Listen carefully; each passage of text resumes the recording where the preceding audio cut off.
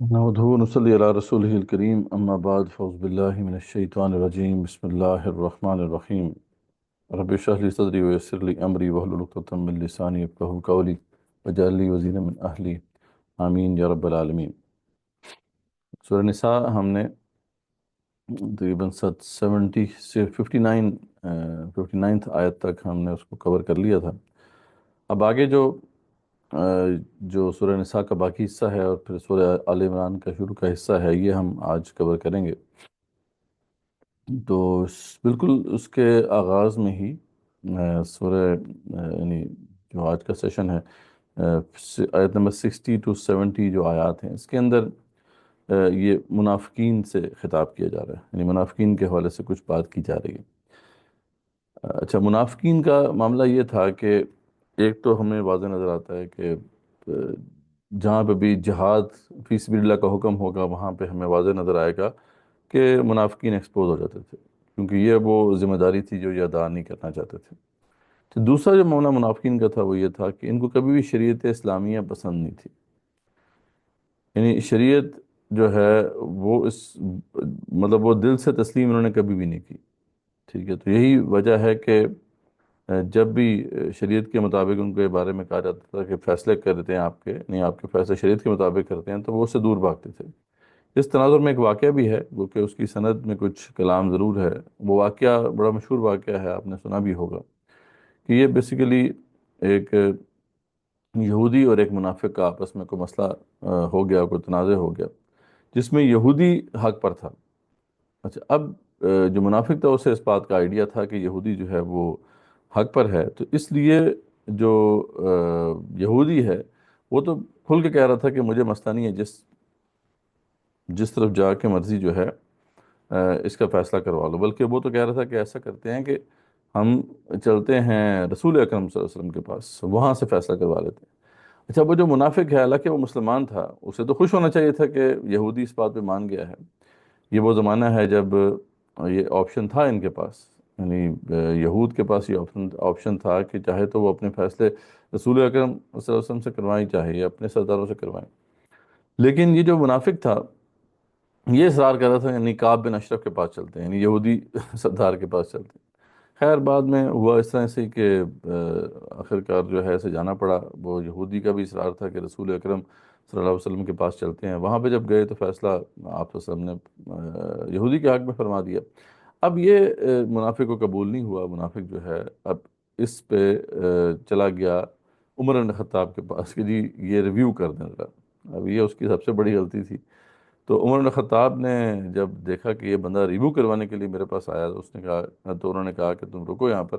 اندر گئے، تلوار نکال کے لائے اور اس کی گردن اڑا دی، اور یہ الفاظ جو ہے انہوں نے کہے اس وقت کہ جو شخص جو ہے رسول اکرم صلی اللہ علیہ وسلم کا فیصلہ قبول نہیں کرتا تو میرے حق میں اس کا پھر یہ فیصلہ ہے، ٹھیک ہے۔ اس پہ پھر بڑا جناب پویلا مچا دیا ان کے، وہ جو منافق کے جو رشتہ دار تھے یا دوست تھے، کہ جی یہ تو عمر بن خطاب نے قتل کر دیا ہے، اور بڑی کمپلین کی انہوں نے رسول اکرم صلی اللہ علیہ وسلم کے پاس جا کے۔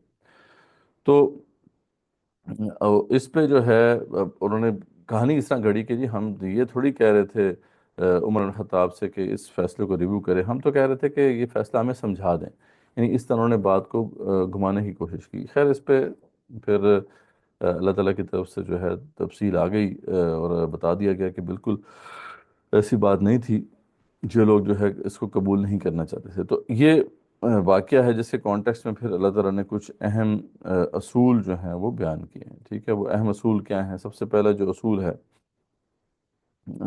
وہ بڑا ہی سنہری اصول ہے، اور اللہ تعالیٰ نے جو ہے دو ٹوک الفاظ میں بیان کر دیا کہ فلا وربک لا یؤمنون، پس قسم ہے آپ کے رب کی، یعنی اللہ تعالیٰ نے رسول اکرم صلی اللہ علیہ وسلم کو خطاب کرتے ہوئے فرمایا کہ فلا وربک، قسم ہے آپ کے رب کی کہ لا یؤمنون، یہ بالکل بھی ایمان والے نہیں ہو سکتے، حتی یحکموک فیما شجر بینہم ثم لا یجدوا فی انفسہم حرجا مما قضیت، جب تک یہ اپنے جتنے بھی معاملات ہیں ان میں آپ کو ہی حکم نہ مان لیں، آپ کے فیصلے کو حتمی نہ تسلیم کر لیں، اور پھر ثم لا یجدوا فی انفسہم حرجا مما قضیت، اور پھر اس معاملے میں دل میں کوئی تنگی بھی نہ ہو، یعنی یہ نہیں کہ تنگی کے ساتھ قبول کر لیا، نہیں، دل کی آمادگی سے قبول کرنا ہے، تب ایمان ہے۔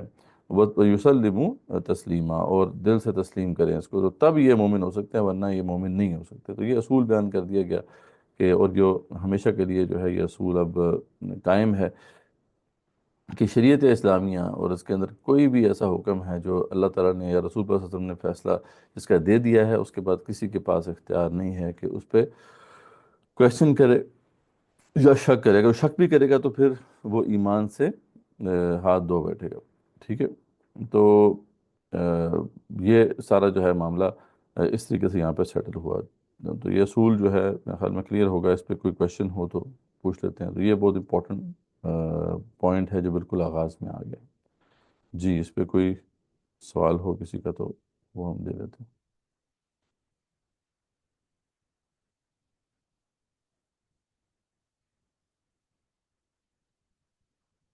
کلیئر ہے یہ والا پوائنٹ؟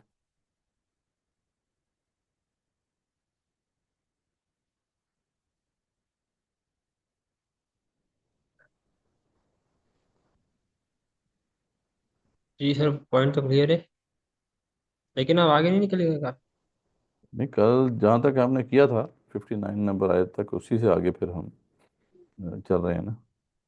تھوڑا سا ہم آگے جا رہے ہیں، اس کی وجہ یہ ہے کہ تاکہ مطلب 27ویں 28ویں رات تک ہم ختم کر دیں نا، تو تھوڑا سا ذرا آگے ہیں، لیکن یہ ہے کہ زیادہ آگے نہیں ہیں انشاءاللہ۔ ہاں، لیکچر میں بھی جیسے جو پانچواں دن کا لیکچر ہے وہ تقریباً وہاں سے شروع ہوا تھا، جس میں وہ رجال قوام علی النساء کے آس پاس۔ جی جی، وہ ہم نے کچھ ہاں کور کر لیا تھا، تھوڑا بہت آگے ہم چلیں گے ایڈوانس میں، تاکہ ظاہری بات ہے کہ ہم نے کوشش کرنی ہے کہ رمضان کے اندر یہ ختم ہو جائے۔ تو کوشش ہماری ہے کہ 28ویں شب تک ہم اسے ختم کر دیں۔ دیکھتے ہیں، اللہ خیر کرے۔ ٹھیک ہے۔ تو اس لیے تھوڑا سا ہم ایڈوانس چلیں گے، لیکن زیادہ نہیں۔ تو جی، یہ کانسیپٹ کلیئر ہو گیا، یہ اس میں کوئی سوال اگر ہے تو؟ جی السلام علیکم۔ جی وعلیکم السلام ورحمۃ اللہ۔ اچھا جی، سوال میرا ہے لیکن وہ تھوڑا سا پیچھے کا سوال ہے کہ جی جن کے وہ جو تھا نا اخنس بن شریک، تو ایک تو جو واقعہ ہے نا پیچھے، جو جب ابو جہل اور ابو سفیان اور اخنس بن شریک جو ملتے تھے نا ہوں۔ قرآن سننے کے لیے، جی جی ایک تو وہ ہو گیا، اور دوسرا وہ جو آگے یعنی کہ تذکرہ ہے نا سورۃ بقرہ کے میں آگے جا کر نا، ایک اس میں لکھا ہے کہ ایک یہ جس پر فرمایا کہ ایک ایسا آدمی جس کا باتیں آپ کو بہت اچھی لگتی ہیں لیکن جی وہ جی کھیتی فساد مچاتا ہے اور نسل میں، جی جی تو جی یہ وہی اخنس میں شرائع کا، یہ کوئی اور ہے جی، وہی جو وہی اس منافق ہے؟ وہی اخنس بن شریک ہے۔ جی جی، یہ کہاں مکہ میں تھا یا مدینہ میں تھا؟ یہ پہلے تو اری بات مکہ میں تھا، بعد میں پھر یہ مسلمان ہوا، لیکن منافق تھا، تو یہ اسی کے بارے میں کہا گیا، اخنس بن شریک وہی ہے۔ صحیح ہے۔ جی، چلیں، یہ پوائنٹ کلیئر ہے تو آگے چلتے ہیں۔ ہمارے ہاں آپ کو پتہ ہے کہ منافقین کی جو بھی بڑی قسمیں ہیں ہمارے ہاں، جو خاص طور پہ یہ سیکولرز ہیں یا لبرلز قسم کے لوگ ہیں، تو ان کو واقعی یہ شریعت اسلامیہ پسند نہیں ہے۔ ٹھیک ہے، آپ کو پتہ ہے کہ ہمارے ہاں بعض لیڈران جو ہیں ہمارے سیکولر، وہ یہ کہتے رہے ہیں کہ یہ سزائیں وحشیانہ ہیں، ان کو ختم ہونا چاہیے۔ تو یہ منافقین کا، اس زمانے کے بھی منافقین کی یہ روش تھی، تو اللہ تعالیٰ نے یہاں پہ یہ فیصلہ فرما دیا۔ اس کے بعد جی دوبارہ سے وہ جو ٹاپک ہے جو کہ سورہ بقرہ سے جس کا آغاز ہوا ہے، وہ ایک طرح سے کلائمیکس پہ پہنچ رہا ہے یہاں پر سورہ نساء میں، اور وہ ہے جہاد و قتال فی سبیل اللہ۔ یہ وہ وقت آ گیا ہے، بدر ثانی کا وقت آ گیا ہے۔ میں نے آپ کو 2 3 دفعہ پہلے بھی ذکر کیا ہے اس واقعے کا۔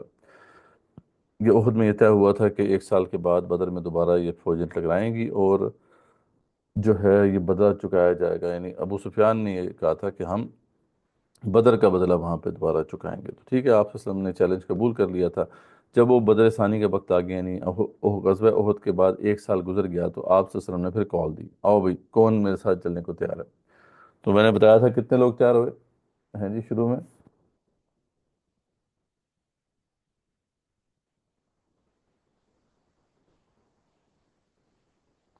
83۔ ہاں جی، تو 70 80 لوگ تیار ہوئے۔ تو اس پہ پھر جو ہے اللہ تعالیٰ کو یہ بات پسند نہیں آئی۔ اس پہ پھر جو خطبہ ارشاد ہوا اللہ کی طرف سے، تو وہ تو بڑا ہی ہلا دینے والا تھا۔ اب اس کا آغاز ہی دیکھیں کیسے ہے کہ فَلْيُقَاتِلْ فِي سَبِيلِ اللَّهِ الَّذِينَ يَشْرُونَ الْحَيَاةَ الدُّنْيَا بِالْآخِرَةِ۔ بس جو لوگ بھی دنیاوی زندگی کو آخرت کے عوض بیچ چکے، وہ ان کو تو قتال کرنا چاہیے اللہ کے راستے میں۔ وَمَن يُقَاتِلْ فِي سَبِيلِ اللَّهِ فَيُقْتَلْ أَوْ يَغْلِبْ فَسَوْفَ نُؤْتِيهِ أَجْرًا عَظِيمًا۔ تو جو بھی اللہ کے راستے میں قتال کرے گا، چاہے وہ شہید ہو جائے یا وہ غالب آ جائے، یعنی غازی ٹھہرے، فَسَوْفَ نُؤْتِيهِ أَجْرًا عَظِيمًا، دونوں صورتوں میں ان کے لیے بہت بڑا اجر ہے۔ اور ساتھ ہی اللہ جو ہے ایک سوالیہ انداز میں، ایک چوکانے والے انداز میں فرماتے ہیں کہ وَمَا لَكُمْ لَا تُقَاتِلُونَ فِي سَبِيلِ اللَّهِ، اور تمہیں کیا ہو گیا کہ تم قتال نہیں کر رہے؟ کیوں قتال فی سبیل اللہ تم نہیں کر رہے؟ جبکہ والمستضعفین من الرجال والنساء والولدان، جبکہ جو کمزور ہیں، بوڑھے، عورتیں، بچے، الذین یقولون، یہ مجھے دعائیاں دے رہے ہیں کہ ربنا اخرجنا من هذه القرية الظالم اہلها، اے رب ہمیں نکال اس بستی میں سے جس کے اہل ظالم ہیں، یعنی ان ظالموں کی بستی سے ہمیں نکال، وجعل لنا من لدنک ولیا، اور اپنے پاس سے خصوصی جو ہے ہیلپر ہمارے لیے بھیج دے، مددگار اور ساتھی ہمیں ہمارے لیے بھیج دے، وجعل لنا من لدنک نصیرا، اور اپنے پاس سے خصوصی مددگار بھیج دے۔ تو یعنی اللہ فرما رہے ہیں کہ یہ لوگ مجھے پکار رہے ہیں، مجھے میرے دعائیاں دے رہے ہیں کہ یہ ظلم کی چکی میں پس رہے ہیں، اور تمہیں میں کہہ رہا ہوں کہ ان سے قتال کرو اور تم قتال نہیں کر رہے، کیا مسئلہ ہے تمہیں، کیا ہو گیا تمہیں؟ اور آگے پھر اللہ تعالیٰ فرماتے ہیں کہ دیکھو جو مسلمان ہیں نا، ایمان والے ہیں، وہ تو قتال کرتے ہیں اللہ کے راستے میں، ان کی طرف روش یہی ہوتی ہے، اور جو کافر ہوتے ہیں وہ قتال کرتے ہیں طاغوت کے راستے میں۔ تو قتال کرو اللہ کے راستے میں، ٹھیک ہے، ان شیاطین کے خلاف۔ اور پھر اللہ فرماتے ہیں کہ اس وقت جب کہ ابھی قتال فرض نہیں ہوا تھا، تو تم میں سے کئی لوگ جو ہے تمنا کیا کرتے تھے، جب آپ صلی اللہ علیہ وسلم مکی دور میں اب استطاعت نہیں تھی، تو بعض صحابہ کہتے تھے رضوان اللہ تعالیٰ علیہم کہ اللہ تعالیٰ کہ رسول اللہ صلی اللہ علیہ وسلم ہمیں بتائیں کہ کب یہ فرض ہوگا۔ تو اللہ فرماتے ہیں کہ اس وقت تو بڑی تمنا کیا کرتے تھے۔ اب علم ترى الی الذین قیل لهم کفوا ایدیکم، ٹھیک ہے، تو کیا آپ نے نہیں دیکھا کہ جن کو یہ حکم دیا گیا تھا کہ اپنے ہاتھوں کو بنا رکھو، وَأَقِیمُوا الصَّلَاةَ وَآتُوا الزَّکَاةَ، اور نماز قائم کرو اور زکوٰۃ دیتے رہو، تو فَلَمَّا كُتِبَ عَلَيْهِمُ الْقِتَالُ إِذَا فَرِيقٌ مِّنْهُمْ يَخْشَوْنَ النَّاسَ كَخَشْيَةِ اللَّهِ، تو جب حکم ہو گیا تو یہ ان میں سے ایک گروہ جو ہے ایسے ڈر رہا ہے لوگوں سے جیسے اللہ سے ڈرنا چاہیے، بلکہ اس سے بھی زیادہ، او اشد خشیہ، ٹھیک ہے۔ تو یہ کیا معاملہ ہے، تمہیں کیا ہو گیا ہے، اب کیوں تم قتال کے لیے کھڑے نہیں ہو رہے؟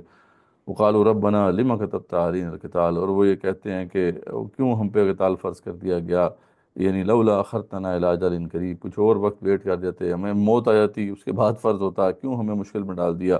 کل متاع الدنیا قلیل، اللہ کا جواب ہے دنیا کی زندگی تو بہت تھوڑی سی ہے، والآخرۃ خیر لمن اتقى، آخرت جو ہے متقیوں کے لیے بہت بہتر ہے، ولا تظلمون فتیلا، اور یاد رکھو تمہارے ساتھ بالکل بھی ظلم نہیں کیا جائے گا۔ تو یعنی یہ اس طرح اللہ تعالیٰ نے جو ہے ان کو جھنجھوڑا ہے پھر اہل ایمان کو، کہ دیکھو تم جو ہے ڈر رہے ہو، خوف کھا رہے ہو، ٹھیک ہے، اور پھر موت کے والے سے بتایا گیا کہ تم جو ہے موت سے ڈرتے ہو، جبکہ موت تو آ کے رہے گی، جب وقت آ جائے گا تو پھر موت تو کبھی بھی ٹلے گی نہیں۔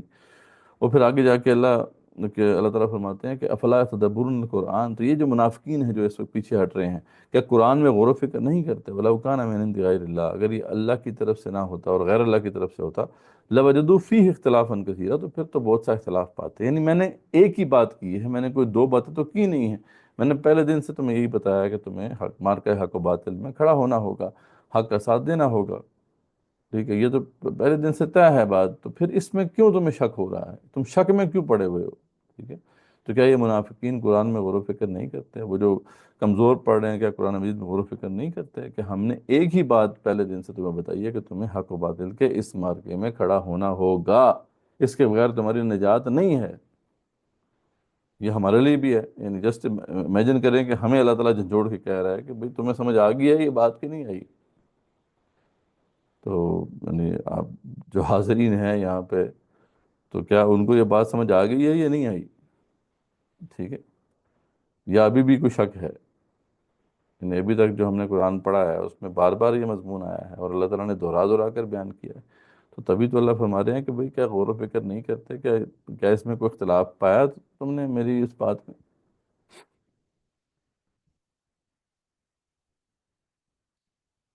ٹھیک ہے، تو ابھی یعنی یہ ہمیں اچھی طرح سوچ لینا ہے، مارکہ حق و باطل میں اگر ہم نے حق کے لیے اپنی جان اور مال نہ کھپائے، ہم آخرت پہ ناکام ہیں، ناکام ہیں، ناکام، کلیئر کٹ۔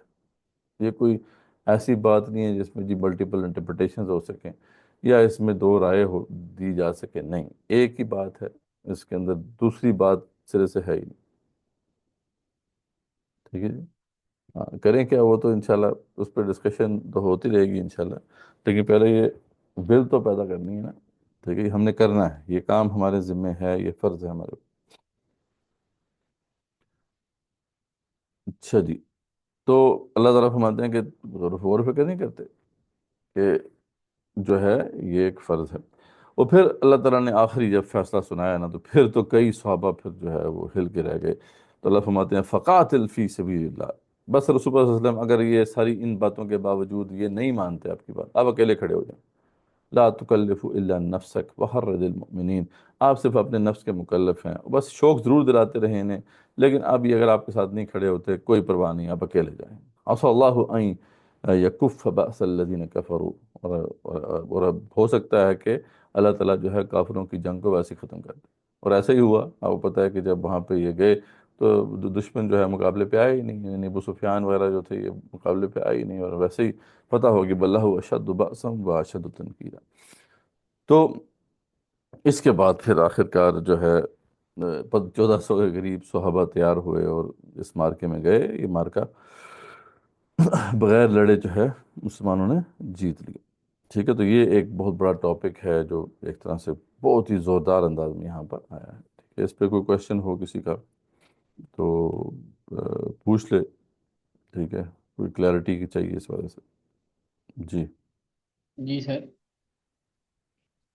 یہ آیت نمبر 75 ہے، وَمَا لَكُمْ لَا تُقَاتِلُونَ والی۔ اس دور میں جو تھے وہ کون لوگ تھے جو پا رہے تھے؟ مستضعفین تھے نا، مطلب جتنے بھی ہر طرف جو ہیں، خاص طور پہ جو جو ہے وہ علاقے جہاں پر ابھی مسلمانوں نے اپنا قبضہ نہیں جمایا تھا، وہاں پر بھی مسلمان تھے جو ہجرت بھی نہیں کر پا رہے تھے، اور وہاں پہ مطلب ان کے ظلم کا شکار تھے۔ اسی طریقے سے اب یہ 3 سے 5 ہجری کا زمانہ ہے، ابھی مکہ بھی فتح نہیں ہوا ہے، کئی لوگ مکے کے اندر بھی ہیں۔ تو یعنی یہ سارے لوگ جو تھے جو کہ ظلم کے اندر پھنسے ہوئے تھے، تو یہ پکار رہے تھے اللہ تعالیٰ کو۔ یہ تو اللہ تعالیٰ فرما رہے ہیں کہ تم کیوں لڑائی نہیں کر رہے بھائی ان سے، یہ وہی جبکہ تھے جو مسلمان ہوئے تھے لیکن کسی وجہ سے ہجرت نہیں کر پا رہے تھے، جی مسلمان ہو جن کا چکے قرآن تھے، میں ذکر بھی ہے۔ جی جی مسلمان ہو چکے تھے، لیکن یہ ہے کہ یہ ہجرت نہیں کر پا رہے تھے۔ کچھ تو جان بوجھ کے نہیں کر رہے تھے، ان کو تو منافق کہا گیا، ان کا ذکر تو آگے آ رہا ہے۔ ٹھیک ہے، جو مجبوراً نہیں کر پا رہے تھے وہ اللہ سے دعائیاں دے رہے تھے، اللہ تعالیٰ ہمیں نکال یہاں سے۔ ٹھیک، تو اس لیے جو ہے یہی آیت استعمال کی جاتی ہے اکثر جو ہے آج بھی، وہ جہاد جو ہو رہا ہے فلسطین کے اندر، شام کے اندر اور کشمیر کے اندر، یہی والی آیت استعمال کی جاتی ہے۔ لیکن مسئلہ وہ ہے نا کہ یہ تو بات ہوئی ہے کہ یہاں پہ تو ابھی سینٹرل حکومت مسلمانوں کی ہے ہی نہیں۔ ٹھیک ہے، تو پہلے تو سینٹرل حکومت قائم ہونا کرنا بڑا ضروری ہے۔ بہرحال جس بھی سطح پہ ہم ہیلپ کر سکیں وہ تو ہمیں کرنی ہے۔ میں نے بتایا تھا آپ کو کہ اگر تو کوئی اس مقصد کے لیے جہاد کر رہا ہے کہ اللہ کا دین غالب ہو، تو وہ تو ظاہر بات ہے جہاد فی سبیل اللہ کر رہا ہے، لیکن اگر وہ صرف آزادی کے لیے کوشش کر رہا ہے تب بھی وہ اسلام کے اندر انڈورسڈ ہے، اور اس کی مدد کرنا ہمارے لیے ہمارے اوپر ضروری ہے، جس بھی طریقے سے ہو سکے۔ لیکن صحیح مدد تو اس وقت ہی ہوگی جب ظاہر پتہ ہمارے پاس کوئی سینٹرل اتھارٹی آئے گی۔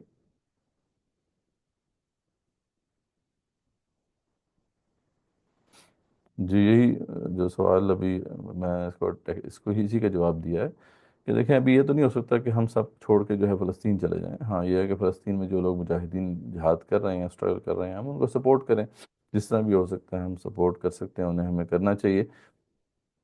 لیکن اصل بات یہ ہے کہ جب تک کہ سینٹرل حکومت آپ کے پاس نہیں ہے آپ کچھ بھی نہیں کر سکتے۔ تو پہلے جہاں پہ آپ ہیں ادھر تو پہلے اسلام نافذ کریں نا، وہاں پہ اسلام نافذ ہوگا تو پھر ظاہر بات ہے فلسطین کے لیے بھی یہ اسٹیٹ کام کرے گی، کوشش کرے گی۔ ابھی تو ہم ظاہر بات ہے جو اسٹیٹ ہے وہ غلام ہے ویسٹ کی، اس نے تو کوئی کوشش نہیں کرنی ہے۔ تو پہلے یہاں تو اسلام نافذ ہو. تو اس لیے ابھی تو اس وقت فی الحال اس سینٹرل حکومت پوری دنیا میں کہیں پہ بھی نہیں ہے اس طریقے سے. تو وہ قائم کرنا بڑی جو ہے اولین رسپانسبلٹیز میں سے. ٹھیک ہے جی. چلیں، امید ہے کہ یہ بات اب کلیئر ہو جائے گی، اور ہمارے اعمال جو ہیں اس کے مطابق اب تبدیل ہوں گے. اس کے بعد پھر منافقین کی انہی منافقین کا ذکر ہو رہا ہے کہ جو ہجرت نہیں کر رہے تھے. اب ان کے ساتھ کیا کیا جائے؟ صحابہ کے لیے بڑا مسئلہ تھا. کبھی کسی قبیلے سے لڑائی ہوگی، بیچ میں اگر منافق بھی مطلب مسلمان بھی تھا، وہ کبھی مارا گیا تو کیا کیا جائے اس کا؟ تو اللہ تعالیٰ نے بتا دیا کہ جو منافقین غیر مسلم علاقوں میں ہیں، وہ اگر تمہارے دشمنوں کے ساتھ مل کر لڑائی کرتے ہیں تو ان کا حکم وہی ہے جو کافروں کا ہے، مارو ان کو. ٹھیک ہے. ہاں، لیکن اگر وہ ان کا ساتھ نہیں دے رہے اور تمہارے ساتھ بھی امن کر لیتے ہیں تو پھر ان کا خیال رکھو. تو اس طرح وہ مختلف جو سینیریوز تھے اس کے حوالے سے جو ہے اللہ تعالیٰ نے انسٹرکشنز دے دی. تو یہ ہے امپورٹنٹ. اس کے بعد پھر ایک بڑا امپورٹنٹ مقام ہے جس کو سمجھنا بہت ضروری ہے. یہ آیت نمبر 95 ہے. اس نے بہت مطلب فتنہ کھڑا کیا ہے لوگوں نے اس آیت کے ذریعے سے، حالانکہ اس آیت کا وہ مفہوم ہے ہی نہیں جو لوگ بیان کرتے ہیں. مسئلہ وہی ہے جیسے ہم نے پہلے بھی دیکھا ہے کہ بہت سے ایسے مقامات ہیں قرآن کی جس کی تشریح بالکل اپوزٹ کی جا رہی ہوتی ہے، حالانکہ اس کا مطلب کچھ اور ہوتا ہے. اب اس کو اگر آپ پڑھتے ہیں نا تو آپ کو ایک بالکل ڈفرینٹ امپریشن ملتا ہے. یعنی ابھی تک جو کلیئر جتنی بھی آیات ہم نے پڑھی ہیں اس میں دیکھیں کتنی کلیئر بات ہے کہ جہاد کے ساتھ ایمان لنکڈ ہے. جہاد ہے تو ایمان ہے، جہاد ہے تو ہدایت ہے، جہاد ہے تو نجات ہے. مطلب کلیئر مطلب بات ہے نا. اس میں ایک دفعہ نہیں بات اللہ نے کی ہے، بار بار دہرا کے کی ہے. اب یہاں پہ ایک آیت آتی ہے. اب ذرا میں اس کی ٹرانسلیشن، سمپل ٹرانسلیشن بھی آپ کے سامنے رکھوں گا تو آپ دیکھیں گے کہ اس سے ایک ڈفرینٹ امپریشن جا رہا ہے. اس کو بہت زیادہ استعمال کرتے ہیں وہ لوگ جو کہ جہاد کو جو ہے نا جنہوں نے ترک کیا ہوا. تو وہ کہتے ہیں کہ یہ جو آیت ہے کہ لا يستوي القاعدون من المؤمنین غیر اولی الضرر والمجاہدون فی سبیل اللہ باموالہم وانفسہم فضل اللہ المجاہدین باموالہم وانفسہم علی القاعدین درجہ. کہ برابر نہیں ہو سکتے وہ لوگ جو بیٹھے رہے مومنوں میں سے بغیر کسی عذر کے، اور وہ لوگ جنہوں نے جہاد کیا اللہ کے راستے میں مال اور جانوں سے. ٹھیک ہے. اللہ تعالیٰ نے مجاہدین کے لیے جو کہ مال و جان سے جہاد کرتے ہیں فضیلت رکھی ہے. بہت سے درجات میں فضیلت ہے ان کی بیٹھے رہنے والوں سے. لیکن وہ کلم بعد اللہ الحسنہ، لیکن سب سے اچھا ہی وعدہ ہے. بیٹھے رہے ان سے بھی وعدہ اچھا ہے، جہاد کرنے والوں سے بھی اچھا وعدہ ہے. لیکن وفضل اللہ المجاہدین علی القاعدین اجرا عظیما. لیکن پھر دوبارہ اللہ نے دہرایا کہ مجاہدین کا اجر بہرحال بیٹھے رہنے والوں سے بہت زیادہ. تو اس سے کیا مطلب سمجھ میں آ رہا ہے؟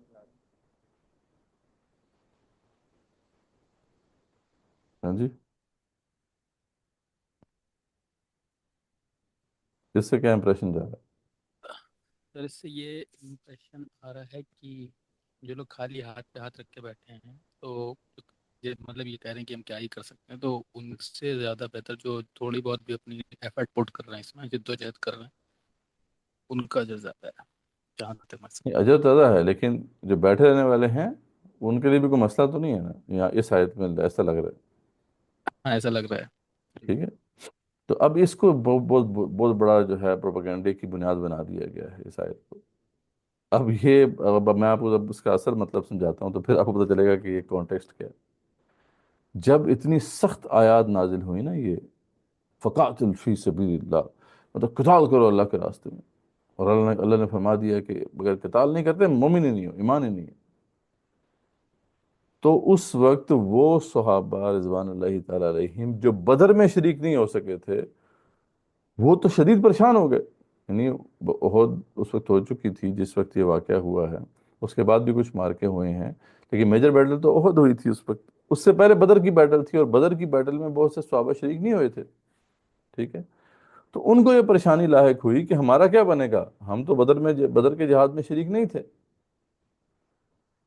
تو اللہ تعالیٰ نے ان کے بارے میں فرمایا کہ ہاں جو بدر میں نہیں گئے ان کے ساتھ بھی اللہ کا اچھا وعدہ ہے، ان کا بھی کوئی مسئلہ نہیں ہے. اس کی وجہ یہ تھی. اس کی وجہ کیا تھی؟ کون بتائے گا؟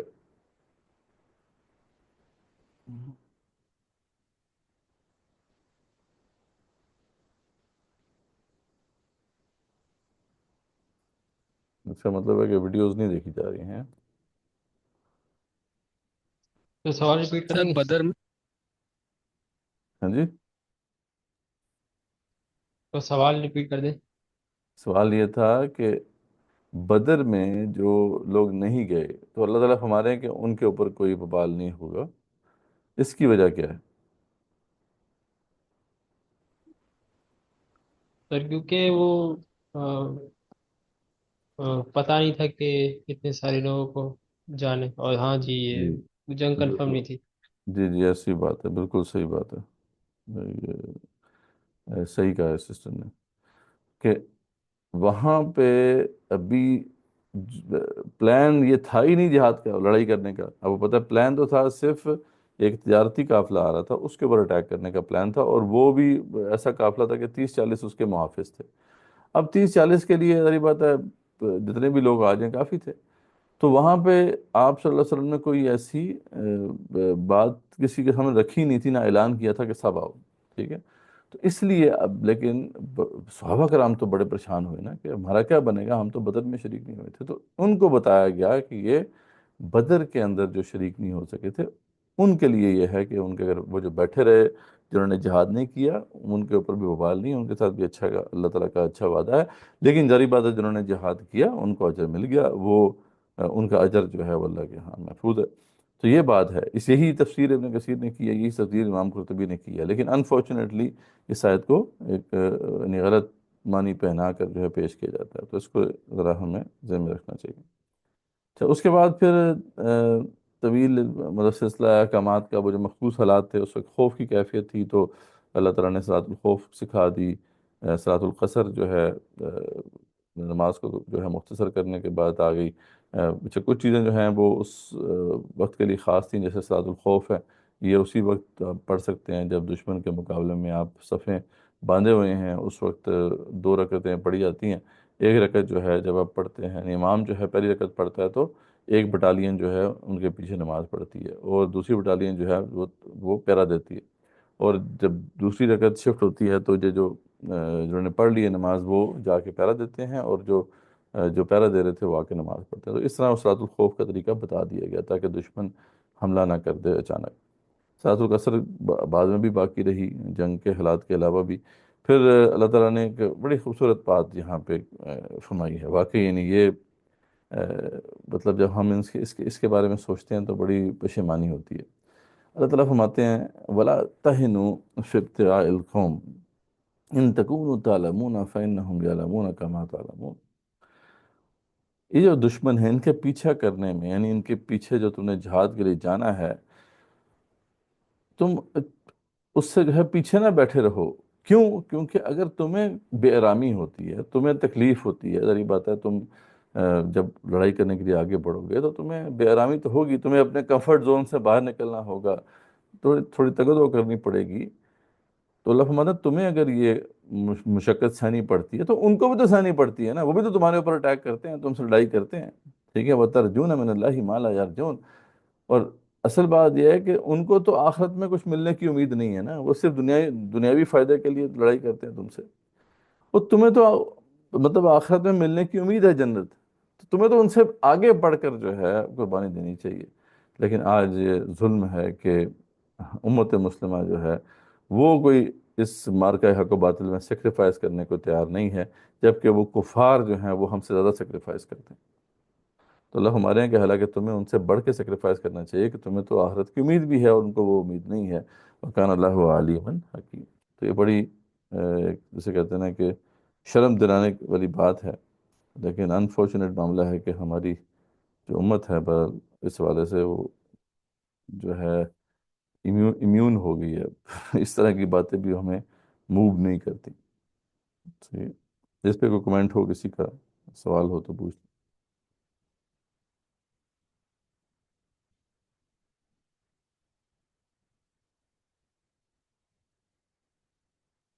جی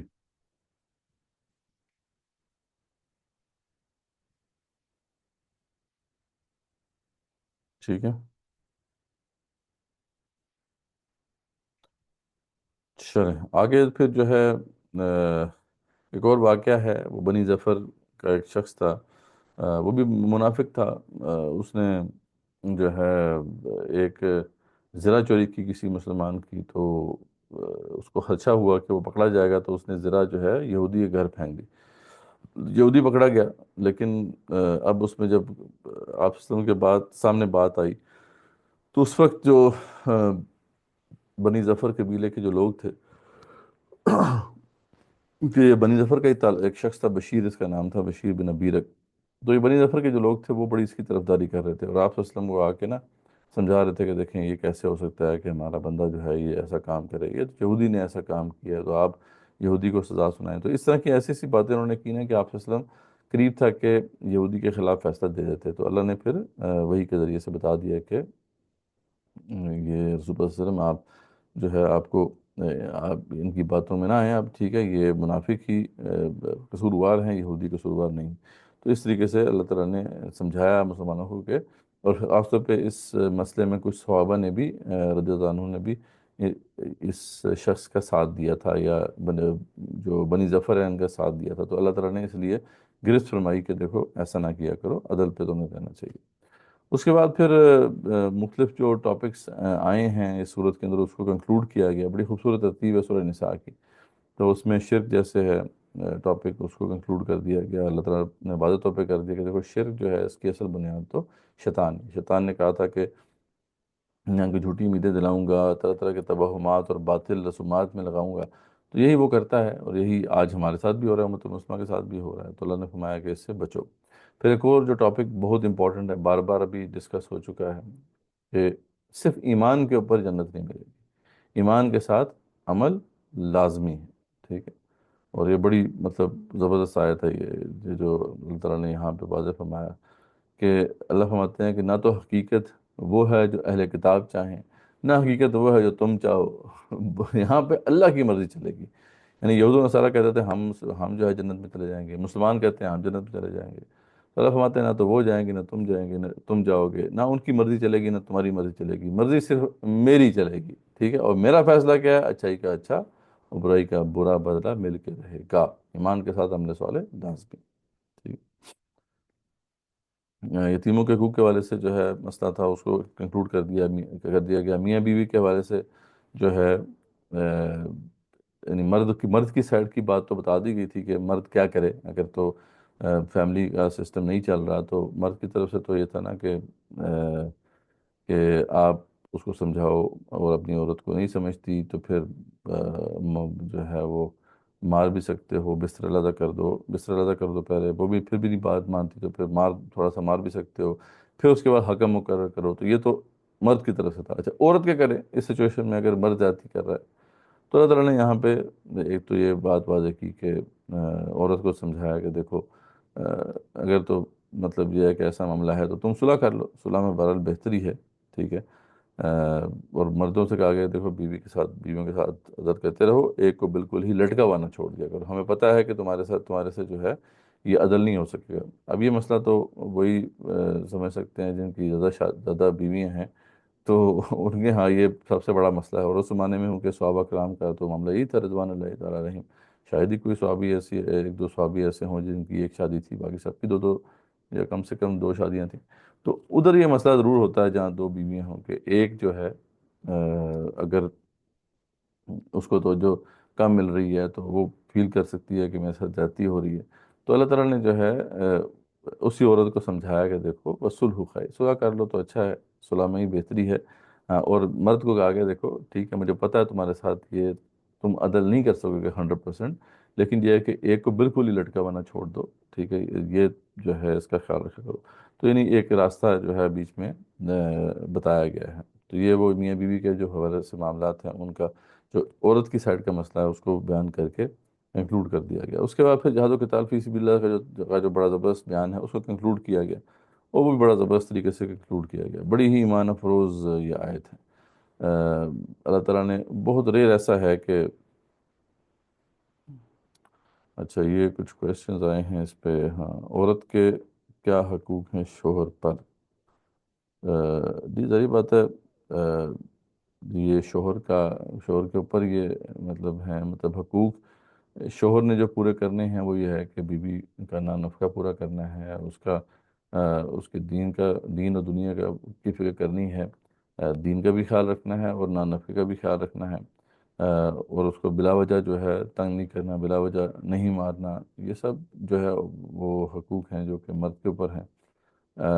باقی ہاں، عورت کا یہ کام ہے کہ مرد کی اطاعت کرے، مرد کی خدمت کرے، اور اس کے ساتھ اس کے جو اس کی اولاد ہے، اس کا جو رزق ہے، اس کا خیال رکھے۔ یہی ہم نے کل پڑھا تھا نا، جس میں یہ بات تفصیل سے آئی تھی کہ وہ صالحات ان قانتات ان، ٹھیک ہے، وہ ساری جو ان کی صفات بیان کی گئی، تو یہ ہے۔ باقی تو اس کی تفصیل آپ کو مل جائے گی آرام سے، اس میں کوئی ایسا مسئلہ نہیں۔ ٹھیک ہے، کوئی کویشچن ہو اس حوالے سے تو بے شک پوچھ لیں۔ یہ تو تنازع کی بات تھی کہ تو اس پہ سوال جی ہے؟ جی، جس میں کئی احادیث ہیں، اس میں تو آپ کو آرام سے مل جائیں گی۔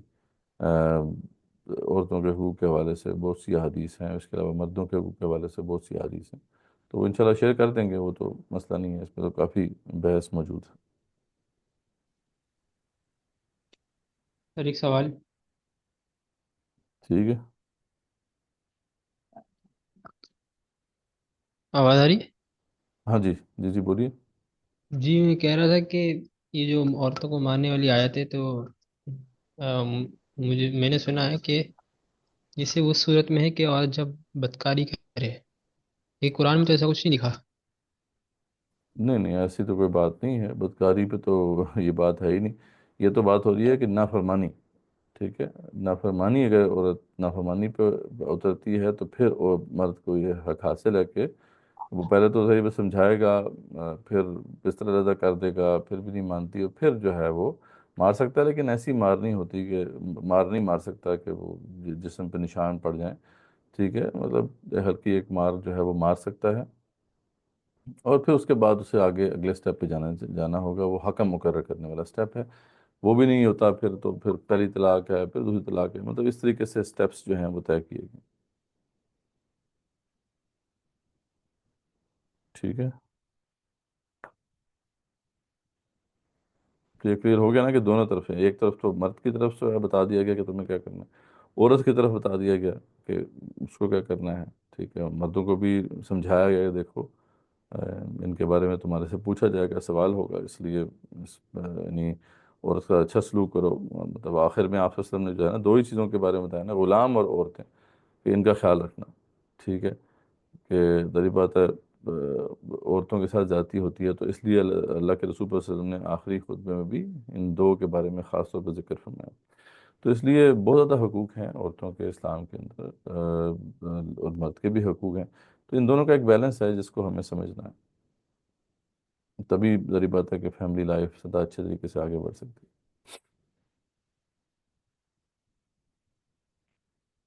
ٹھیک ہو گیا؟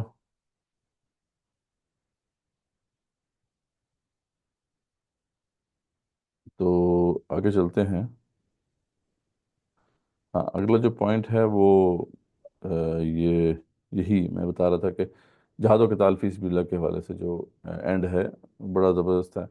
اللہ تعالیٰ بہت ریئر ہے کہ 3 دفعہ کسی چیز کو دہرائیں، یہ عربوں کا اصول تھا کہ جب کسی چیز کو ایمفسس کرنا ہوتا تھا کسی چیز کے اوپر، تو 2 دفعہ 3 دفعہ اس کو دہراتے تھے، یعنی یا تو ہمیں نظر آتا ہے جب قبلہ شفٹ ہوا تھا تو اس وقت جو یہود کا پروپیگنڈا بہت زیادہ تھا، تو اس لیے اللہ تعالیٰ نے 3 دفعہ دہرایا کہ دیکھو رسول اللہ صلی اللہ علیہ وسلم آپ کو اب ہم نے اس قبلے کی طرف شفٹ کر دیا ہے، اب آپ کا یہی قبلہ ہے، آپ جب بھی جہاں پہ بھی ہوں اسی طرف دیکھ کر نماز پڑھیں، تو وہ 3 دفعہ وہاں پہ بات آئی تھی۔ اسی طریقے سے یہاں پہ اب 3 دفعہ اللہ تعالیٰ نے ایک بات دہرائی کہ وَلِلَّهِ مَا فِي السَّمَاوَاتِ وَمَا فِي الْأَرْضِ، تو بھئی تمہیں ڈر کس بات کا علامت ہے، تمہیں خوف کس بات کا ہے؟ پہلے بھی بات آ چکی ہے کہ دیکھو موت سے تم خوف کھاتے ہو تو موت سے خوف کھانا ہی نہیں چاہیے، کیونکہ موت کا تو وقت طے ہے، اس کا وقت بھی طے ہے، اس کا دن بھی طے ہے، اس کی جگہ بھی طے ہے، تم اگر بند قلعوں میں بھی ہو، اگر تمہارا وقت آ گیا تم خود نکلو گے، اپنی جگہ پہ آؤ گے اور مارے جاؤ گے، تو اس سے ڈرنے والی بات تو ہے ہی نہیں، ٹھیک ہے۔ تو یہاں پہ ایک اور بات جو اللہ تعالیٰ ارشاد فرما رہے ہیں کہ دیکھو میں مالک ارض و سما تمہیں گارنٹی دے رہا ہوں، وَلِلَّهِ مَا فِي السَّمَاوَاتِ وَمَا فِي الْأَرْضِ، اور زمین و آسمان سارے سب کچھ میرا ہے، میں تمہیں گارنٹی دے رہا ہوں، تو ڈرنے کی کیا بات ہے؟ اس بات کو 3 دفعہ اللہ تعالیٰ نے دہرایا، کہ تمہیں ڈر کس بات کا ہے؟ واقعی نہیں، جب اس مقام کو پڑھتے ہیں تو ایک عجیب سا کہ ایمان محسوس ہوتا ہے، اور انسان بے خوف محسوس کرتا ہے اپنے آپ کو. تو اللہ ہمارے کہ میں گارنٹی دے رہا ہوں، میں تمہارے ساتھ ہوں، تمہیں ڈر نہیں ہونا چاہیے. ٹھیک. وَلِلَّهِ مَا فِي السَّمَاوَاتِ وَمَا فِي الْأَرْضِ وَلَقَدْ وَصَّيْنَا الَّذِينَ أُوتُوا الْكِتَابَ مِنْ قَبْلِكُمْ وَإِيَّاكُمْ أَنِ اتَّقُوا اللَّهَ وَإِن تَكْفُرُوا فَإِنَّ لِلَّهِ مَا فِي السَّمَاوَاتِ وَمَا فِي الْأَرْضِ وَكَانَ اللَّهُ غَنِيًّا حَمِيدًا وَلِلَّهِ مَا فِي السَّمَاوَاتِ وَمَا فِي الْأَرْضِ وَكَفَى بِاللَّهِ وَكِيلًا. 3 دفعہ دیکھیں نا یہ بات آئی. اس کے بعد جو ہے آگے بنی ظفر کا جو واقعہ تھا اس کو کنکلوڈ کیا گیا کہ مسلمانوں سے کہا گیا کہ عدل کرو. پھر منافقین کا بیان ہے، وہ بڑا ہی ایک چونکا دینے والا بیان ہے.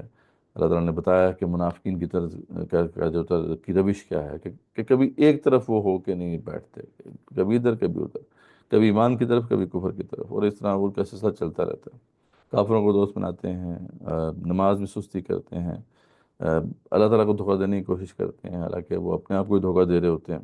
تو اللہ فرماتے ہیں کہ منافقین جو ہیں ان کا سب سے نچلا درجہ ہوگا جہنم میں. جہنم کے 7 درجات ہیں، تو سب سے نچلا درجہ منافقین کے لیے. ان منافقین کانوا من الدرک اسفل من النار. کتنا مطلب یہ چکا دینے والی بات ہے، یعنی کفار بھی ہم سے اوپر ہوں گے. تو یہ جو ٹیسٹ ہے یہ سمپل ٹیسٹ نہیں ہے. جب ہم اسلام کے دائرے میں آ گئے ہیں تو اب اللہ کی ماننی ہے. ٹھیک ہے. اور اگر اللہ کی نہیں مانتے ہم تو پھر نفاق آ جائے گا اور پھر ہم کہیں کے نہیں جائیں گے. ٹھیک ہے. تو یہ اس کی ہلاکت خیزی. لیکن ساتھ ہی اتنی ایک خوبصورت آیت آتی ہے اس کے بعد، یعنی یہ سارا ڈانٹنے کے بعد اللہ تعالیٰ پھر اللہ کی رحمت جو ہے وہ جوش میں ہے، اور اللہ تعالیٰ پھر ان منافقوں سے کہہ رہے، اللہ تعالیٰ کہہ رہے ہیں کہ ما یغفر اللہ بعذابکم ان شکرتم وآمنتم. تو مجھے کیا پڑی ہے میں تمہیں عذاب دوں اگر تم ایمان کی روش پہ آؤ اور شکر گزاری کی روش پہ آؤ. میں تمہیں عذاب دینے تو نہیں بیٹھا میں یہاں پہ. تو پلٹ آؤ تو تمہارے لیے بہتر ہے. ان کے لیے بھی راستہ ابھی کھلا ہے. اللہ تعالیٰ فرما رہے ہیں کہ دیکھو واپس آ جاؤ، تمہارے لیے ابھی بھی جو ہے چانس ہے. لیکن یہ ہے کہ اگر تم نہیں مانو گے تو پھر دل پہ مہر لگ جائے گی.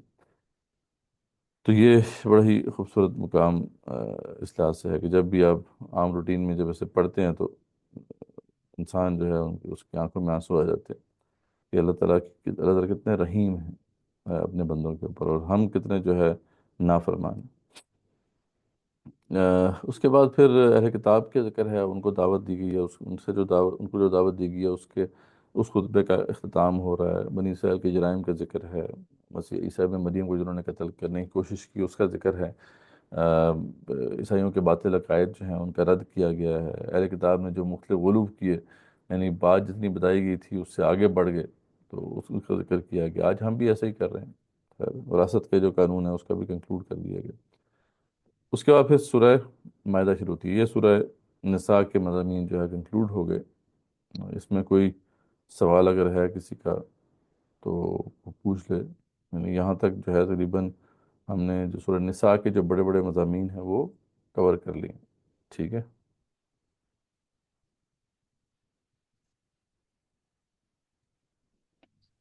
جی سر، ایک سوال. جی جی. سر یہ کہ قرآن میں بھی غالباً آیت تھی کہ عورت کا گھر پہ بیٹھنے نہ زیادہ افضل ہے، اور یہاں تک کہ حدیث میں بھی عورت کے جو بیوی ہے اگر وہ گھر پہ ہی رہتی ہے اسی تو اس کو جنت کی بشارت دی گئی ہے. تو اقامت دین کی جد و جہد کے متعلق مطلب وہ کس لحاظ سے مکلف ہے؟ جی دیکھیں، خواتین کے میں نے بتایا تھا آپ کو کہ ویسے تو یہ فرض پوری امت پر ہے. دین کو غالب کرنا ہے، پوری امت نے غالب کرنا ہے. اس میں مرد بھی ہیں عورتیں ہیں، دونوں نے کام کرنا ہے. یعنی اس میں یہ نہیں ہے کہ عورت کی یہ ذمہ داری نہیں ہے. ہاں، عورت کی یہ ذمہ داری نہیں ہے کہ وہ باقاعدہ میدان میں اتر کے لڑائی کرے. ٹھیک ہے. مطلب جیسے فزیکل وارفیئر ہوتی تھی پہلے، اب یہ عورت کی ذمہ داری نہیں ہے کہ میدان جنگ میں اترے. لیکن یہ ہے کہ وہ جس ڈومین میں بھی، یعنی اپنے اس دائرے میں رہتے ہوئے، جو اس کا دائرہ ہے، اس کا گھر ہے، اس کی گریٹر فیملی ہے، اس کے وہ ڈومین ہے، یا عورتوں کے اندر جو اس نے کام کرنا ہے، تو وہ مسلسل اس ذمہ داری کو نبھاتی رہے گی. ٹھیک ہے. اپنے اس ڈومین میں تو اس نے بھی یہ اس ذمہ داری کو نبھانا ہے. ٹھیک ہے. اس طریقے سے اب کیونکہ وارفیئر یا جو سٹرگل ہے اس کے موڈ ہی چینج ہو چکا ہے. ٹھیک ہے، اب تو مطلب آرمڈ ریزسٹنس اس طریقے سے ہوتی بھی نہیں ہے، اب جو ہے اور بڑے طریقے ہیں. تو اب تو خواتین جو ہے وہ گھر سے بیٹھ کے بہت بڑا رول ادا کر سکتی ہیں. جیسے ابھی میڈیا کا سارا کام ہے، میڈیا وارفیئر کتنا بڑا وہ ہے ڈومین. اس میں آپ مطلب آپ کو میدان میں اترنے کی ضرورت ہی نہیں ہے، آپ پیچھے بیٹھ کے بہت زیادہ کام کر سکتے ہیں. اس طریقے سے آپ آرٹیکلز لکھ سکتی ہیں عورتیں، مطلب ریسرچ کر سکتی ہیں. ریسرچ ورک کتنا زیادہ ہے، اسٹریٹجک ورک کتنا زیادہ ہے. تو اس طرح کے بہت سے کام ہیں، یعنی خواتین جو ہیں وہ کر سکتی ہیں. اور خواتین کے اندر تو ظاہر بات ہے خواتین کو ہی کام کرنا ہے. آج خواتین کی تعداد بہت زیادہ ہے، تو اس میں بھی تو کام کرنا ہے، ان کو تیار کرنا ہے. ٹھیک ہے. پھر مطلب یہ ڈومین کم ہے کہ خواتین کے پاس بچے ہیں، اگلی نسل ہے. اگر خواتین جو ہے اس نظریے پہ ہوں گی اسی طریقے سے، تو اگلے بچوں کو بھی جو ہے تیار کریں گی اسی کام کے لیے. تو بہت بڑا کام ہے جو خواتین نے کرنا ہے، لیکن ان کی ڈومین وہی ہے. ان کی ڈومین جہاں پہ وہ مکلف ہیں وہ اپنے اس سرکل آف ایکشن میں ہیں. اس کے بیانڈ داری بات ہے مرد نے کرنا ہے، مرد نے فیلڈ میں اترنا ہے، مرد نے آگے کنفرنٹ کرنا ہے ان قوتوں کو. یہ اس کی ذمہ داریوں میں سے ہے.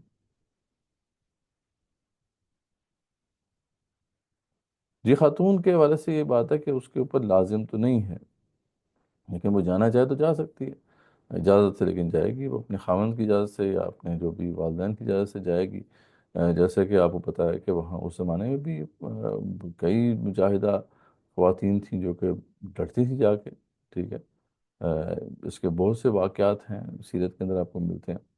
تو لیکن یہ ہے کہ یہ کوئی وہ چیز نہیں، ان پہ لازم نہیں ہے. ٹھیک ہے، جائیں گی ان کو اجر ملے گا. ٹھیک ہے، لیکن یہ ہے کہ ان کا جو ڈومین ہے اس میں رہتے ہوئے وہ کام کرے، یہ ان کے اوپر ضروری ہے. ٹھیک ہے.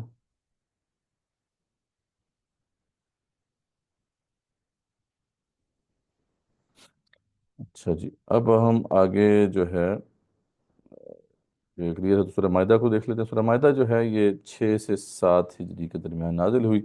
یہ بالکل ڈیفرنٹ اب دنیا ہے. یعنی وہ جو اس سے پہلے ہم نے جو صورتیں پڑھی ہیں وہ ان ماحول میں نازل یعنی اس ماحول میں نازل ہوئیں جب مسلمانوں کے لیے بڑے خوف و ہراس کا ماحول تھا، مشکلات تھیں. یہ جو وقت ہے اب 6 سے 7 ہجری کا، اس میں تو صلح حدیبیہ ہو چکی ہے. 6 ہجری میں صلح حدیبیہ ہوئی ہے. صلح حدیبیہ کے بعد مسلمانوں کو تو کھل کے کام کرنے کا موقع مل گیا. آپ کو پتہ ہے اس کے بعد دعوت خوب پھیلی. خود رسول اکرم صلی اللہ علیہ وسلم نے خطوط بھیجے آس پاس کے حکمرانوں کو. اس کے علاوہ جو کئی قبائل تھے جو حجاز میں پھیلے ہوئے تھے، ان سب کو دعوت دی گئی. بہت سے لوگوں بہت سو نے جو ہے اسلام بھی قبول کر لیا. اور اسلامی جو ریاست ہے وہ بھی ایک طرح سے مستحکم ہوگی. پہلے تو ہر وقت خوف کی کیفیت رہتی تھی، جب امن مل گیا تو اب صحیح طریقے سے اللہ کے احکامات کا نفاذ جو ہے وہ ہو سکا. جو اسلامی حکومت تھی اس کا جو انفلوئنس تھا وہ نجد، شام، بحر ریڈ سی اور مکے کی حدود سب اس کے اندر آ گئی تھیں. تو جو عہد میں مسلمانوں کو جو ہے ایک زخم لگا تھا، اس کے بعد وہ آگے بڑھے اور منظم ہو کے انہوں نے پہلے جو ہے غزوہ احزاب لڑی، اور ان کا جو اٹیک تھا، کمبائنڈ اٹیک تھا، اس کو جو ہے اوائڈ کیا. اور اس کے بعد پھر مسلمان جو ہے انہوں نے جب صلح حدیبیہ ہوگی تو پھر ان کو کھل کے کام کرنے کا موقع ملا. تو پورا ایک تمدن، ایک پوری سویلائزیشن جو ہے اس کا ایک نقشہ سامنے آتا ہے. تو ایک سٹیٹ وجود میں آ چکی تھی، اور اس وقت تک جو ہے ہم دیکھتے ہیں کہ بہت سے احکامات نافذ ہو رہے تھے یا ہونا شروع ہو گئے تھے. مساجد اور نماز باجماعت کا نظام قائم ہو چکا تھا. جو کرمنل لا ہے اور سیوک کوڈ ہے، دیوانی اور فوجداری قوانین ہیں، وہ سارے نافذ ہو رہے تھے. بغاوت، فساد فی السراقہ یعنی ڈاکہ زنی، چوری، ان سب کی سزائیں نافذ ہو رہی تھیں. لین دین یا خرید و فروخت کے معاملات جو ہیں، اسلامک ٹرانزیکشنز پورے طریقے سے اسلام کے مطابق چل رہی تھیں. سود ختم ہو چکا تھا. وراثت، نکاح، طلاق، جناح، ان سب کے احکامات نافذ ہو رہے تھے. اور ظاہر بات ہے کہ جب اتنی زبردست طریقے سے فنکشنل سوسائٹی جو ہے کھڑی ہو چکی تھی، یعنی وہ پوری طرح سے فنکشن میں تھی، تو غیر مسلم مایوس ہو گئے تھے. ان کو پتا تھا کہ اب مسلمانوں کو کوئی جو ہے پیچھے نہیں کر سکتا. تو مسلمان ان کے حاکم تھے، تو اسی لیے ان کو بطور حاکم کے ہی انسٹرکشن دی گئی ہیں. بار بار جو ہے عدل کی تلقین کی گئی ہے. اللہ کے احکامات کے نفاذ کے جو عہد انہوں نے کیا تھا اللہ تعالیٰ سے، اس کو وفا کرنے کی تاکید کی گئی ہے. اور ساتھ ساتھ یہود و نصارہ جو ہے ان سے خطاب کا جو سلسلہ ہے وہ شروع ہوا تھا سورہ بقرہ سے، وہ جاری ہے. اور اب جو ہے ایک طرح سے فیصلہ کن خطاب ان سے کیا جا رہا ہے، کیونکہ اب ان کا زور تو ٹوٹ چکا تھا کم سے کم حجاز میں. تو اس لیے مطلب جو بھی ان کے قبائل تھے ان کو سزا مل چکی تھی، بنو قینقاع، بنو نذیر، بنو قریظہ، سب جو ہے ان سب کو بنو قریظہ کو تو بالکل ہی ختم کر دیا گیا تھا، ان کو قتل کر دیا گیا تھا، ان کے جتنے مرد تھے۔ بنو نذیر اور بنو قینقاع کو بے دخل کر دیا گیا تھا، تو ان کا زور ٹوٹ چکا تھا، اس لیے یہ اچھا موقع تھا کہ ان کو ایک دفعہ پھر دعوت دی جائے، تو اس کا سلسلہ بھی اس میں جاری ہے۔ شروع میں وہی مطلب اپنے عہدوں کی پاسداری کرنے کی بات کی گئی ہے، اور کچھ شریعت کے احکامات ہیں، جیسے حلال گوشت کے والے سے جو ہے کنکلوڈ کر دیا گیا ہے ساری بحث کو، اور اللہ تعالیٰ پھر بنی اسرائیل کا پھر ذکر کرتے ہیں، یعنی یہ سارا کچھ بیان کرنے کے بعد کہ مسلمانوں عدل پہ رہنا، تمہاری جو ہے کسی قوم کی دشمنی تمہیں ظلم پر نہ ابھار دے، تو خاص طور پہ کیونکہ مسلمانوں کو روکا گیا تھا۔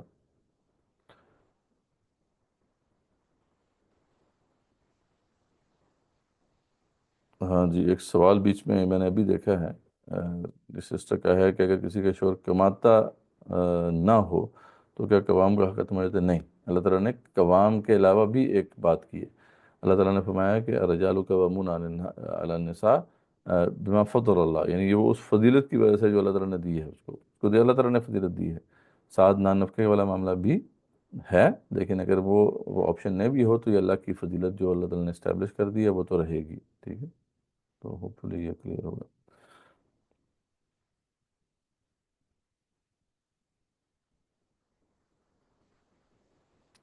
ہاں ٹھیک ہے، وہ تو اگر نہیں بھی کما رہا تب بھی اس کی فضیلت تو اسٹیبلش ہے، ٹھیک ہے، یعنی یہ صرف اس بیس پہ فضیلت اسٹیبلش نہیں ہوتی، وہ ویسے بھی اسٹیبلش۔ اچھا، جو بات میں کر رہا تھا، جی جی، ہاں، یہ اہل ایمان سے جو ہے وہ خطاب کر دیا گیا تھا کہ آپ عدل کرو، اور خاص طور پہ کیونکہ ان کو اب وہ پتہ ہے کہ 6 ہجری میں آپ صلی اللہ علیہ وسلم جب گئے تھے تو عمرے کی نیت سے گئے تھے نا، وہ تو آپ کو خواب آیا تھا کہ اب آپ اور صحابہ جو ہیں عمرہ کر رہے ہیں رضوان اللہ تعالیٰ علیہم، تو وہ کفار نے آپ کو عمرہ نہیں کرنے دیا تھا اور کہا تھا کہ اگلے سال اب آ کے کریں گے، تو مسلمانوں کے دل میں یہ انتقام کا جذبہ آ سکتا تھا کہ وہ بھی جو ہے، جو لوگ بھی جا رہے ہیں وہاں پر حرم، تو ان کو روکیں ادھر سے، تو اللہ نے منع کر دیا، تم نے ایسا نہیں کرنا۔ اچھا، اس کے بعد بنی اسرائیل کا ذکر آ رہا ہے، اور بنی اسرائیل کی کچھ تاریخ سے کچھ واقعات ہیں جن کا ذکر ہے، اور مسلمانوں کو عبرت دلائی جا رہی ہے کہ دیکھو تم نے ایسا نہیں کرنا۔ بنی اسرائیل جو تھے 12 سردار ان پہ مقرر کیے گئے تھے جب سیرہ سینہ میں یہ تھے، تو اللہ نے ان سے عہد دیا تھا کہ دیکھو اگر تم نماز قائم کرتے رہو گے، زکوٰۃ دیتے رہو گے، ایمان لاتے رہو گے، اور اللہ کی مدد کرتے رہو گے، اللہ کے رسولوں کی، تو پھر اللہ تعالیٰ تمہاری بھی مدد کرے گا، یعنی اگر تم اللہ کے راہ میں ڈٹے رہو گے تو اللہ تعالیٰ تمہارے ساتھ ہے۔ لیکن اللہ تعالیٰ فرماتے ہیں کہ انہوں نے عہد کو توڑا تو اللہ تعالیٰ کی لعنت ہوئی ان کے اوپر۔ تو مسلمانوں سے کہا جا رہا ہے کہ بھئی تم بھی اس بات کو سمجھو، اگر تم نے بھی ایسا کیا تو تمہارے اوپر بھی پھر اس طریقے سے ہی اللہ تعالیٰ کی لعنت ہوگی۔ تو انہوں نے تو اپنی ساری جو ہے نصیحتیں بھلا دیں جو ان کو کی گئی تھی، تو تم کم سے کم ایسا نہ کرنا۔ اچھا، اب ان کو بھی سمجھایا گیا پہلے کتاب کو، دیکھو ٹھیک ہے، اب تمہاری جو پرانے جو تمہارے کرتوت تھے وہ تو یہ ہیں، لیکن اب تمہارے پاس موقع ہے، اللہ کے رسول تمہارے درمیان آ چکے ہیں صلی اللہ علیہ وسلم، کی کتاب بھی تمہارے درمیان موجود ہے، اس کو قبول کرو، اور تمہارے جتنے بھی باطل نظریات ہیں وہ ان کی کوئی بنیاد ویسے بھی نہیں ہے۔ تو اللہ نے تمام کا ذکر کیا، جیسے ایک فرقہ کہتا تھا کہ عیسیٰ اسلام ہی خدا ہیں، اس کا رد کر دیا گیا، ٹرینٹی کا کانسیپٹ جو ہے اس کو رد کر دیا گیا، تو یہ سارے جتنے بھی جو ہے تصورات تھے، عیسیٰ اسلام کو خدا کا بیٹا مانتے تھے، اس کا رد کر دیا گیا۔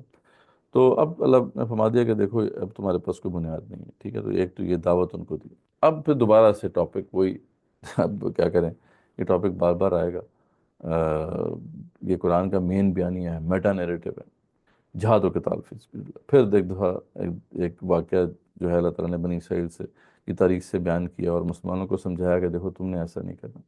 یہ واقعہ کیا ہے؟ یہ واقعہ وہی ہے جب موسیٰ علیہ السلام سیرہ سینہ میں جب تھے اور ان کو تورات ملی، تو اس میں حکم آ گیا جہاد کا، اللہ نے بتا دیا کہ جاؤ، تم ارض فلسطین تمہارے لیے لکھ دی گئی ہے، تم جاؤ گے وہاں پہ لڑائی کرنی پڑے گی، لیکن یہ ہے کہ میں تمہیں گارنٹی دیتا ہوں کہ تم ہی جیتو گے، تو وہاں جا کے تم نے اب حکومت قائم کر دی۔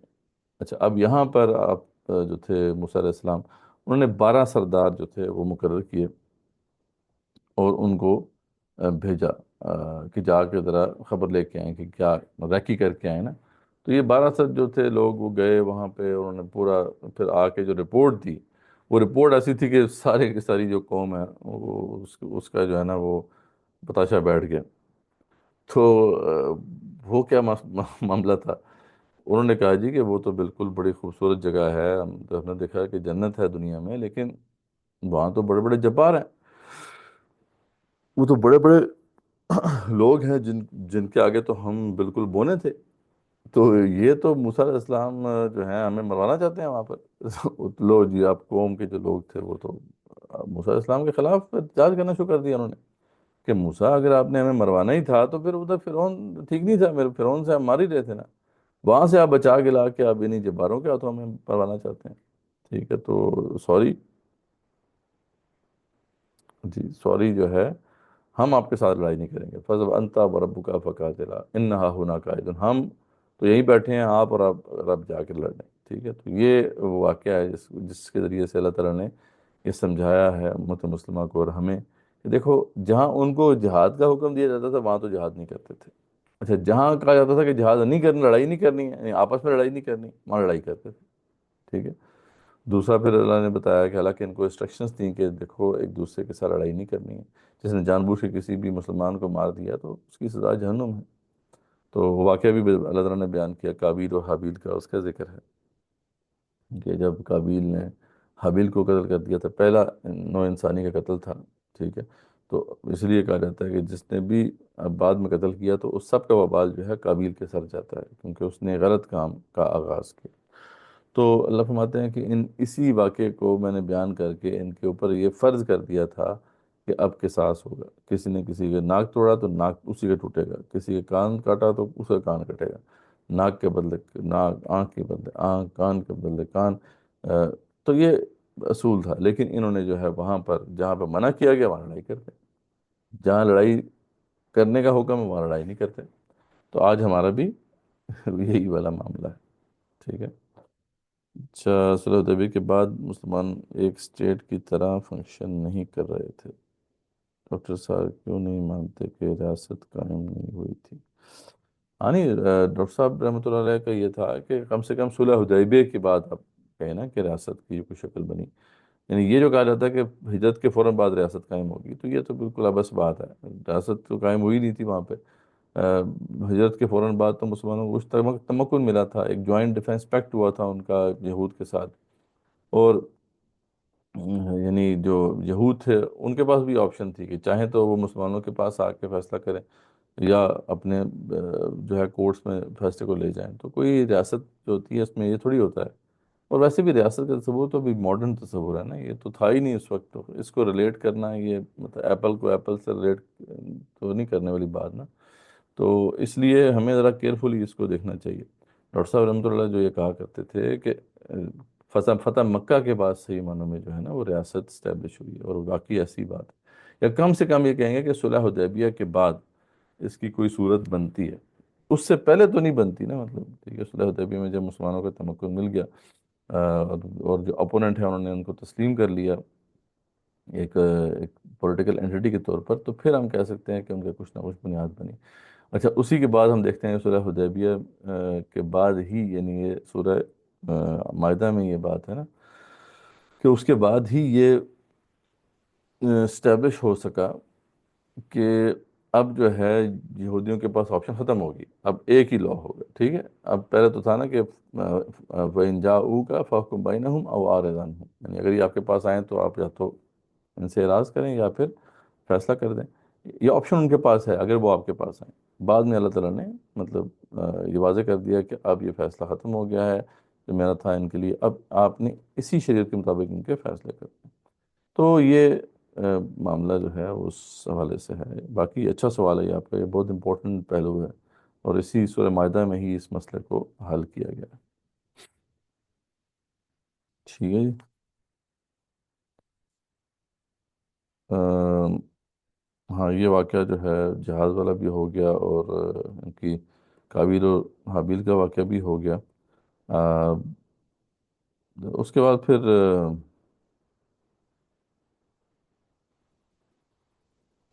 ان کی ایک روش کا ذکر ہے، بس اس پہ کنکلوڈ ہو جائے گا، ہم نے آج کا کنکلوڈ کر ہی لیا ہے۔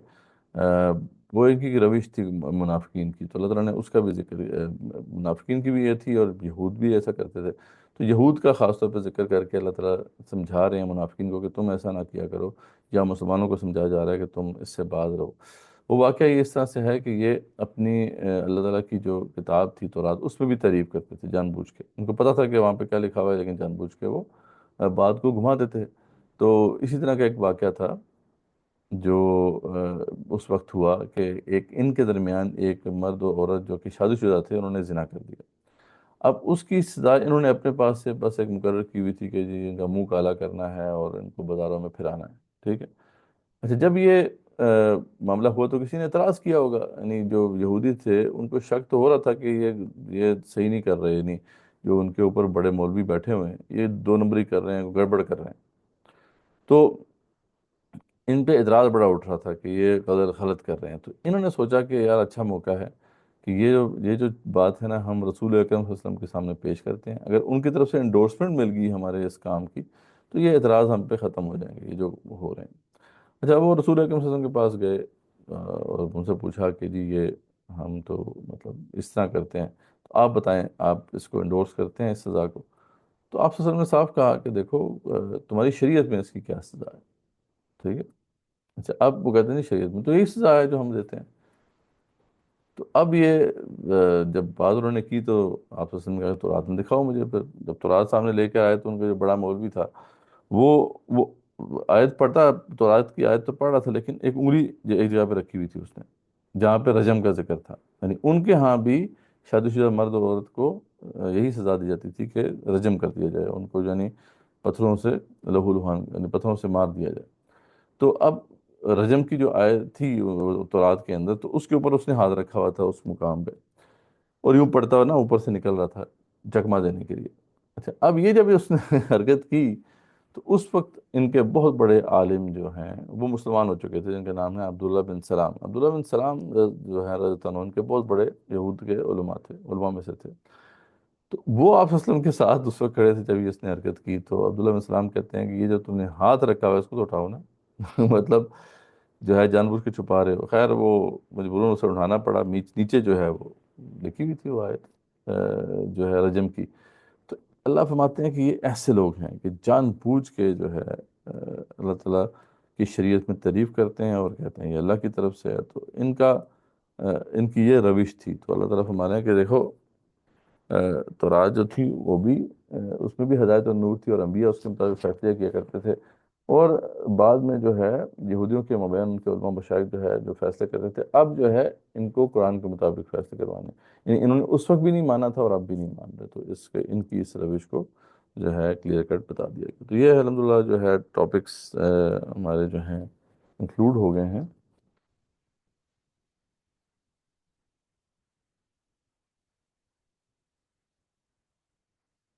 اچھا ٹھیک ہے، وہ تو انشاءاللہ وہ سلسلہ جاری رہے گا۔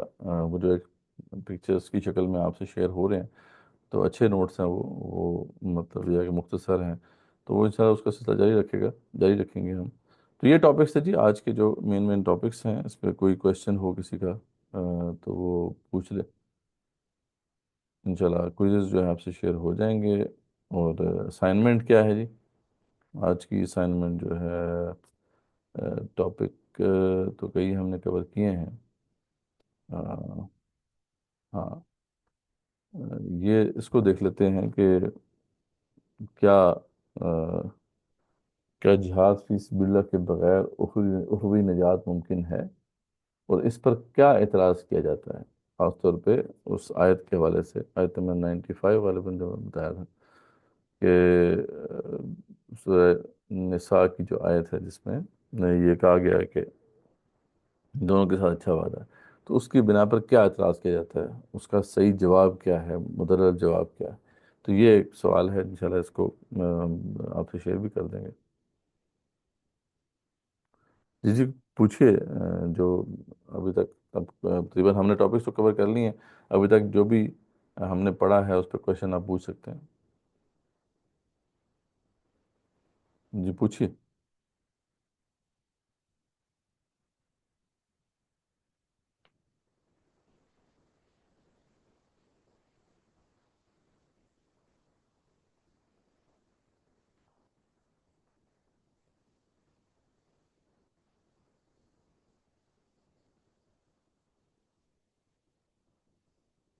جی سعد بھائی. اچھا.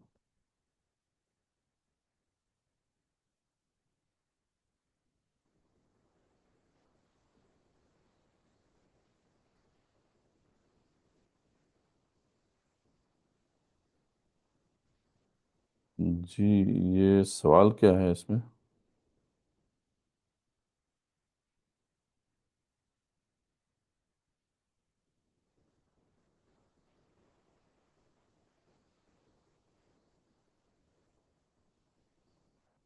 یہ تو ٹھیک ہے، یہ پوائنٹ، جو پوائنٹ آپ نے لکھا ہے یہ تو بالکل صحیح ہے کہ ہم کبھی ٹرسٹ نہیں کر سکتے یہود و نصارہ کے اوپر. ٹھیک ہے، تو یہ عمر الخطاب کے جو واقعات ہیں بالکل درست ہیں کہ ایک کاتب ان کو چاہیے تھا تو انہوں نے یہودی یا نصرانی کسی کو بھی قبول نہیں کیا تھا.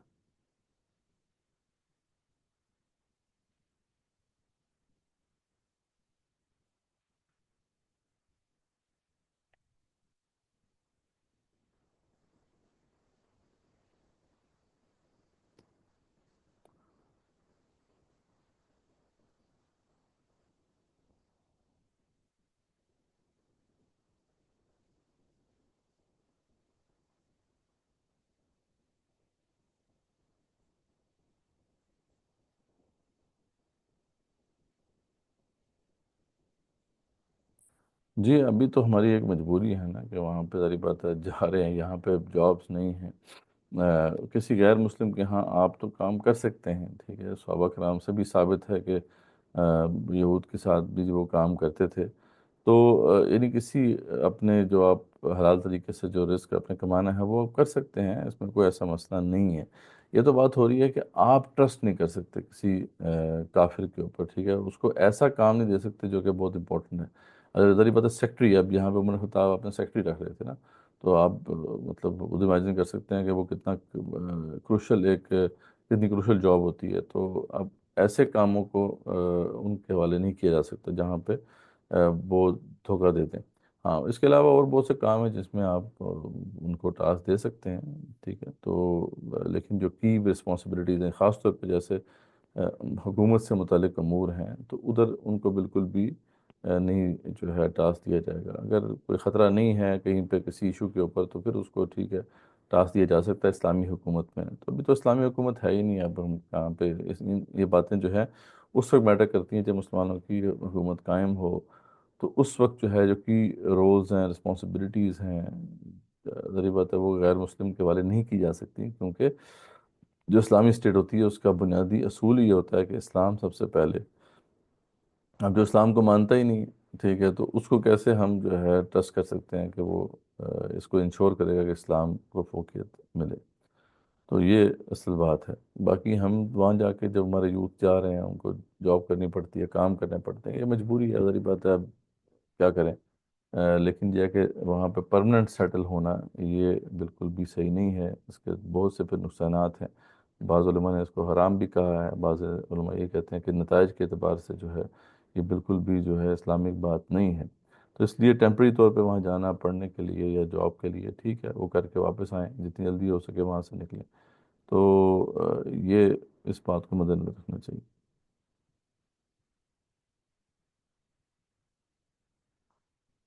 لیکچر میں اچھا جو دورے کی بات کر رہے ہیں، اچھا وہ اصل میں وہ میری اپنی ہی وہ تیار کردہ وہ پوری وہ کتابیں ہیں. اس میں جو ترجمہ ہے بیسیکلی وہ جو ہے انجینئر نوید ہوا کرتے تھے، ڈاکٹر صاحب رحمۃ اللہ کے سینئر شاگردوں میں سے ہمارے سینئر تھے. انہوں نے جو ہے غالباً حفیظ جلندری کا جو ترجمہ تھا اس کو جو ہے اس میں کچھ چیزیں جو ہیں چینج کر کے اس کو پھر جو ہے مرتب کیا تھا. تو وہی جو نارمل جو ترجمہ پایا جاتا ہے، لیکن وہ جو سارے نوٹس ہیں وہ میرے اپنے ہی مرتب کیے ہوئے ہیں اللہ کی توفیق سے، جن سے دورہ قرآن جو ہے میں نے کروایا. تقریباً اس میں 7 کے قریب تفاسیر ہیں جن کے ریفرنسز ہیں جو میں نے اس میں ڈالے ہیں تاکہ جو ہے جو بھی بات ہو مستند تفاسیر کی روشنی میں ہو. تو یہ بات ہے.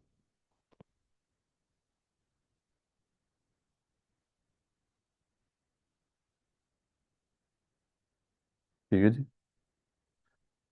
ٹھیک ہے، اور اس کے علاوہ کوئی کوشچن تو نہیں نظر آ رہا تھا، پھر اسے کنکلوڈ کرتے ہیں انشاءاللہ. کل ملاقات ہوگی. جزاکم اللہ خیر، واخر دعوانا الحمد للہ رب العالمین۔